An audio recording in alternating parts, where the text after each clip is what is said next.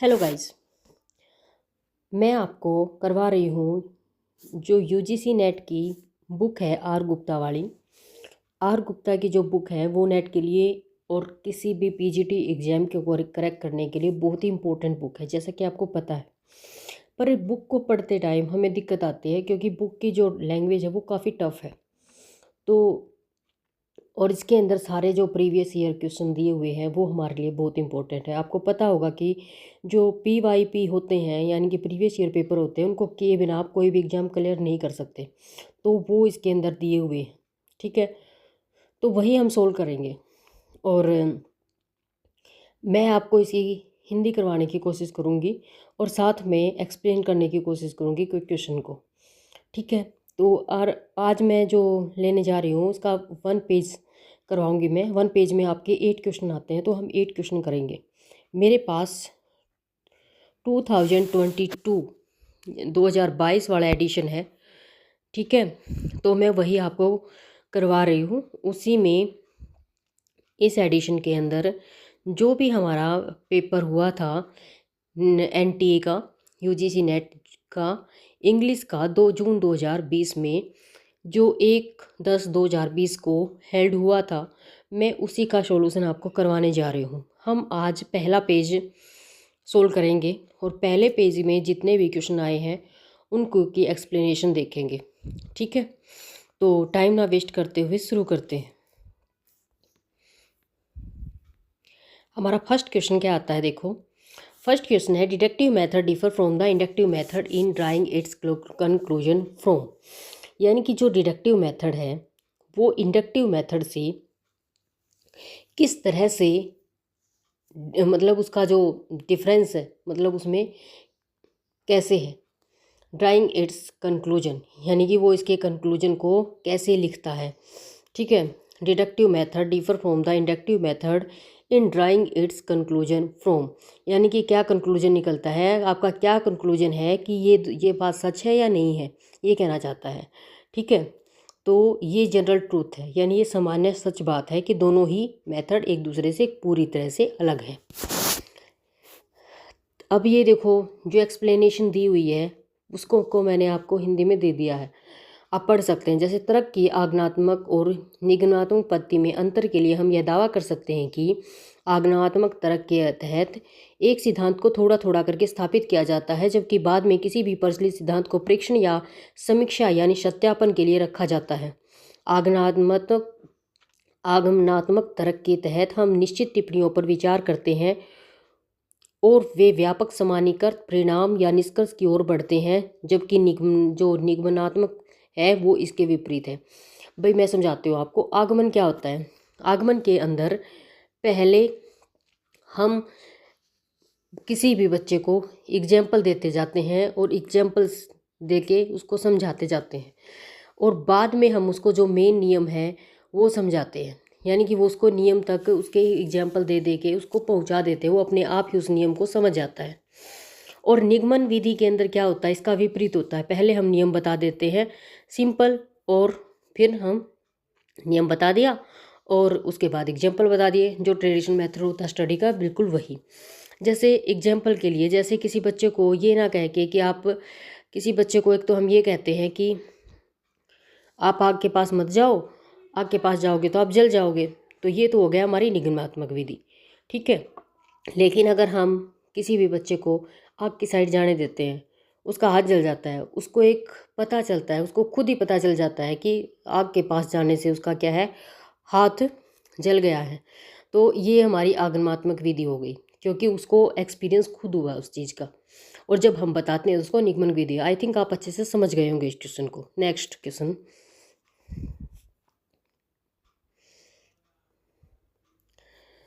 Which of the following journal publish article related to critical theory exclusively.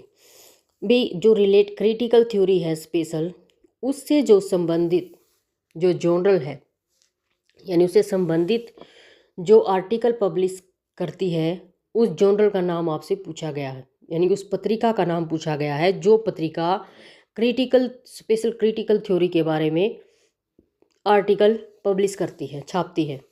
तो उसका नाम है डाइक्रिटिक्स, ठीक है। क्या नाम है, डाइक्रिटिक्स। अभी देखते हैं, ये जो बुक है उसको 1971 में लॉन्च किया गया था। डायरेक्टरेट्स अधिकांश प्राथमिक कार्यों को प्रकाशित करने के लिए समर्पित है जो महत्वपूर्ण सिद्धांत पर केंद्रित है, जो स्पष्ट और व्यापक धारणाओं के तहत है। डायक्रेटिक्स प्रचलित आलोचनाओं के संबंध में किसी भी दृढ़ संकल्प से रहित विरोधाभासों पर विचार करने में सक्षम बनाता है। यानी कि भाई ये ऐसी बुक है जिसके अंदर बिना किसी विरोधाभास के जो भी क्रिटिक होते हैं अपने विचार इसके अंदर रख सकते हैं। Next, which of the following assumptions, यानी कि जो नीचे क्या जो धारणाएं दी गई हैं, best express the position of the post जो स्ट्रक्चर लिस्ट क्रिटिसिज्म, जो पोस्ट स्ट्रक्चर लिस्ट क्रिटिसिज्म है, जो नीचे दिए गई हैं ये लाइनें, इनमें से कौन सी सबसे ज़्यादा अच्छे से एक्सप्रेस करती है धारणा को? तो भाई definite structure underline empirical events, language is representational, knowledge operate according to procedure that are axiomatic. ये आप पढ़ लेंगे, मैं सिर्फ आपको वही समझाऊंगी ताकि आपका टाइम वेस्ट ना हो, जो कि हमारा मेन ऑप्शन है। एप्रीहेंसन ऑफ रियलिटी इज कंस्ट्रक्ट, ठीक है, यानी जो रियलिटी की जो समझ है उसको कंस्ट्रक्ट किया जाता है। क्या कहना चाहता है, जो रियलिटी है उसकी जो समझ है उसको बुना जा सकता है। देखते हैं कैसे।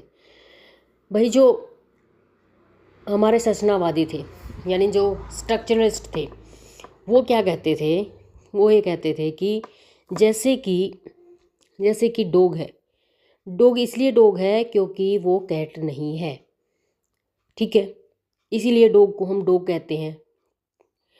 और जो जो स्ट्रक्चरलिस्ट आए वो ये कहते हैं कि डॉग इसलिए डॉग नहीं, डॉग कैट है इसलिए सिर्फ एक लैंग्वेज में सिर्फ एक वर्ड का एक ही मीनिंग नहीं होता, डॉग के दूसरी लैंग्वेज में कोई और मीनिंग भी हो सकता है, ठीक है। जैसे कि आप डिक्शनरी में कोई एक मीनिंग ढूंढने जाएंगे तो उसका मीनिंग ढूंढने के लिए आपको कोई और मीनिंग ढूंढने पड़ेंगे, ऐसा कुछ पोस्ट स्ट्रक्चरलिस्ट ने बोला है। तो ये उसके थ्योरी को डिफर करते हैं, ठीक है। तो ऐसा है, अब देखते हैं क्या है।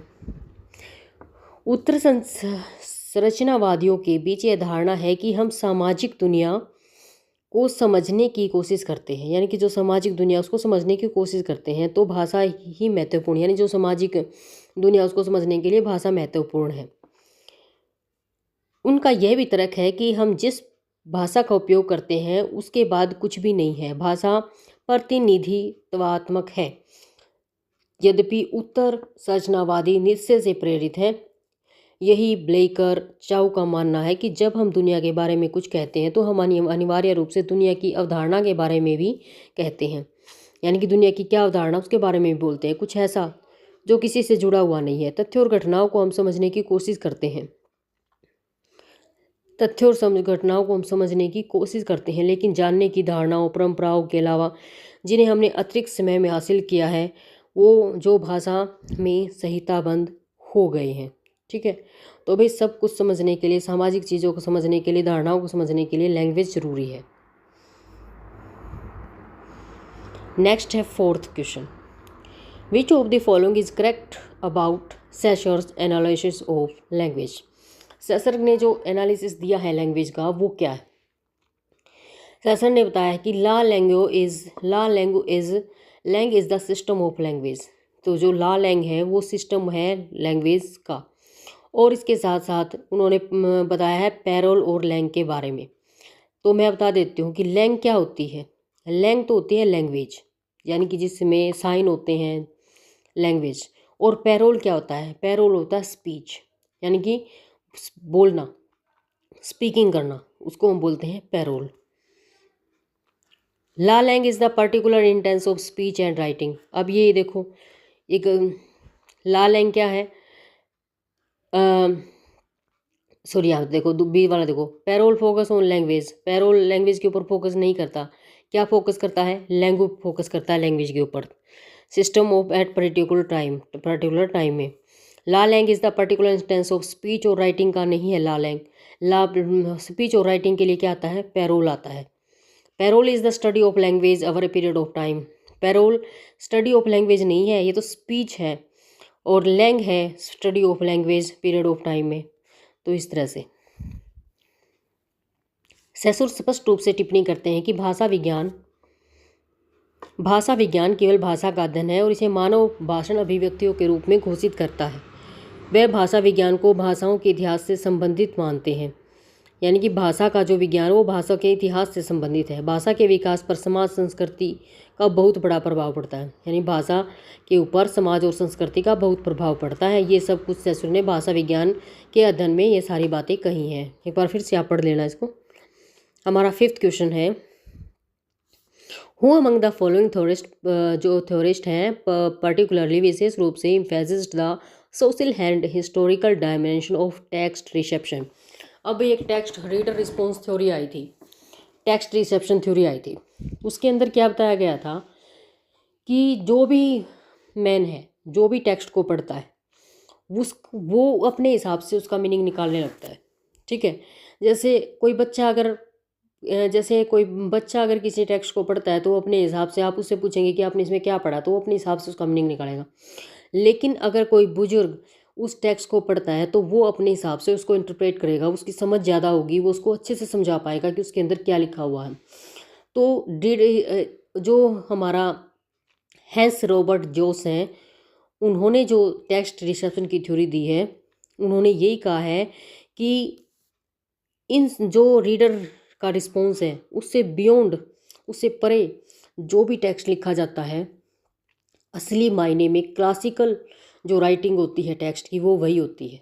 ठीक है, पढ़ते हैं। जैसे हंस रॉबर्ट जोस, रिसेप्शन थ्योरी एक प्रमुख समर्थक है जिसे उन्होंने toward an aesthetic of reception में प्रतिपादित किया है, जिसमें रीडर रिस्पॉन्स थ्योरी के पहले के अनुप्रयोग का संदर्भ किया गया है।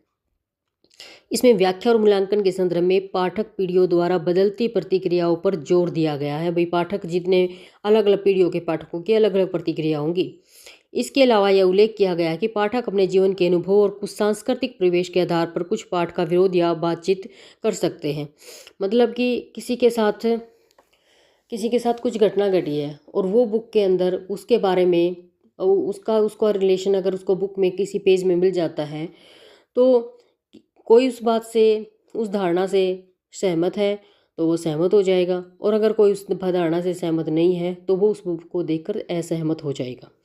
किसी पाठ के प्रति उनकी प्रतिक्रिया में प्रमुख भूमिका निभाता है, यानी उम्मीदें का जो एक्सतीज है, उम्मीद है जो किसी बुक को पढ़ने से पहले जो उम्मीद पाल लेते हैं जो पाठक, उसी के बारे में कहा कि किसी पाठ के प्रति उसकी प्रतिक्रिया में प्रमुख भूमिका निभाता है।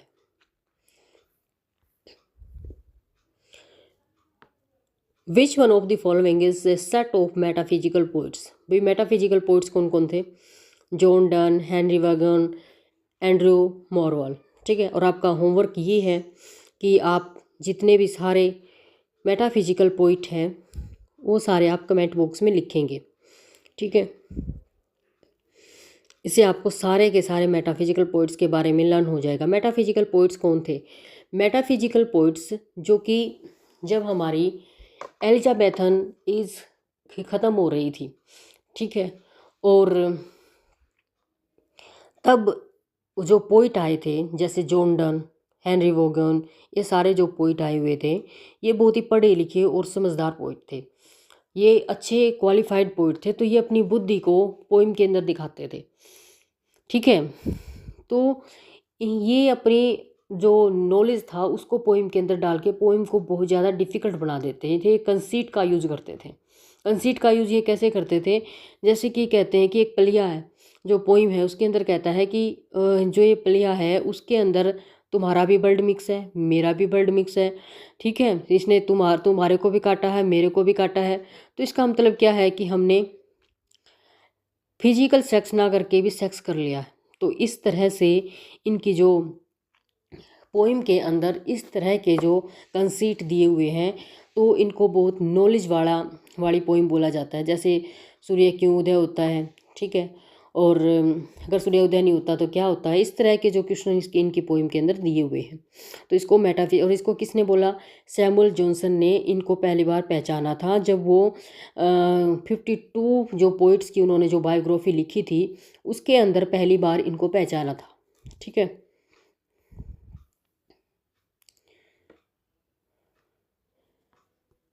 ऐसे पहलू जो विशिष्ट आध्यात्मिक कविता में आमतौर पर व्यापक रूप से सजाए गए उपमाओं, रूपकों और काव्यात्मक दंभों को शामिल करते हैं, जिन पर विरोधाभासों के साथ अत्यधिक जोर दिया जाता है, जबकि भाषण बोलचाल में ही पाया जाता है, अत्यंत वास्तविक और भक्ति जगत के बीच, बड़े और छोटे के बीच दिलचस्प अंतर संबंध पाया जाता है। यानी कि भाई जो कंपैरिजन किया जाता है वो ये नहीं पता किसके बीच में, के जो कंपैरिजन होता ही नहीं है, जिनके दो चीज़ों के बीच में कंपैरिजन कभी हो ही नहीं सकता, उनके बीच में भी ये कंपैरिजन दिखा देते हैं, ये कहा गया है। ठीक है। Which one of the following statement is true about Aristotle poetics. अब भाई अरिस्टोटल ने एक अरिस्टोटल, प्लेटो क्या थे, प्लेटो अरिस्टोटल के गुरु थे। ठीक है। तो प्लेटो ने पोइट्री के बारे में बहुत बुरा भला लिखा था कि पोइट्री होनी नहीं चाहिए, पोइम ये नहीं होनी चाहिए, उसके बारे में लिखा था। तो उसके मतलब रिप्लाई में अरिस्टोटल ने भी अपना एक वर्क लिखा था। ठीक है।